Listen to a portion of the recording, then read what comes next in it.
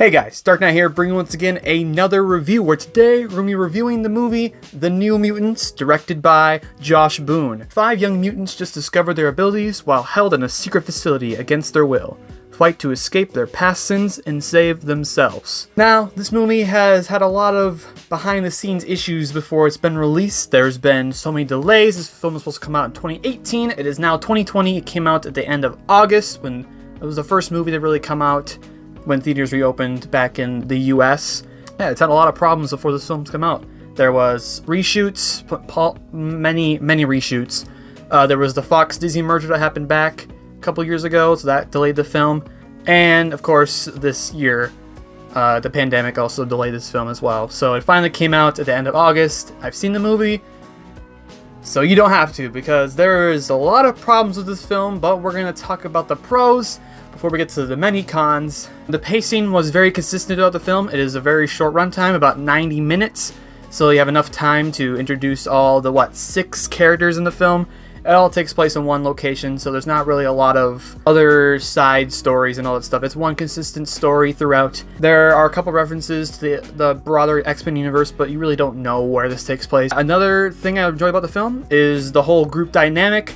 There are, like I said, there are basically 6 main characters, 5 of them being the mutants, one of them being Dr. Reyes, played by Alyssa Braga. She is kind of like the quote-unquote, spoilers, you're not going to see it anyways, villain of the film, but she's not really the villain. She's just kind of like the go-between between the mutants and the higher-up, which is never introduced in the film, but it's hinted at and it's said. A couple of the standouts in the film, the character called Magic, played by Anya Taylor-Joy. She was pretty fun in the film. She was kind of annoying at the beginning, which I'll get into the cons, so the consistency. She had pretty cool powers in that. Charlie Heaton, who you might know from Stranger Things, he played a character called Cannonball. Maisie Williams plays a character called Wolfsbane. Her and the main, not really main character, she's kind of the main character, but she kind of gets outshone, is Blue Hunt. She is the character that's brought into the other 4 group, and she's kind of like the fish out of water in this situation where we can see this new environment with her eyes. She brings the problem to the hospital. Yeah, those are basically all the pros. Now let's get into the problems with this film. And right off the bat, this film doesn't have an identity. It's trying to do too many things, but it's not committing to one. It is said to be a horror/thriller, but there is more scary elements in other superhero films than this actual, supposedly only horror superhero film. It should have been pitched as a story with just 5 mutants trying to understand their powers, but they tried to add this horror element and it didn't work as well as they hoped.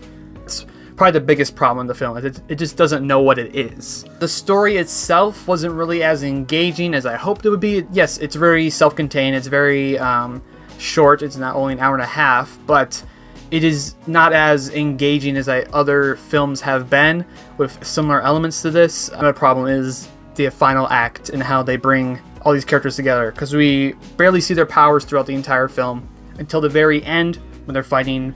You can see in the trailers the demon bear, and it's underwhelming. There's not a lot of stuff there, really. You see each character go at it at separate times. There's no team ups, there's no fun superhero action. It's just kind of boring. Like, it left me with wanting more, and we're not going to get that anytime soon with Mutants, or even these New Mutants, because it's the first and last film with these characters. It wasn't a groundbreaking film. They didn't bring anything new to it, and the plot twist didn't really add much to the shock value. A couple of nitpicks: the accents from each of the characters that had the stronger accents. It definitely shows that this film had reshoots. It just felt like a jumbled mess. It's not the worst jumbled mess of a superhero film.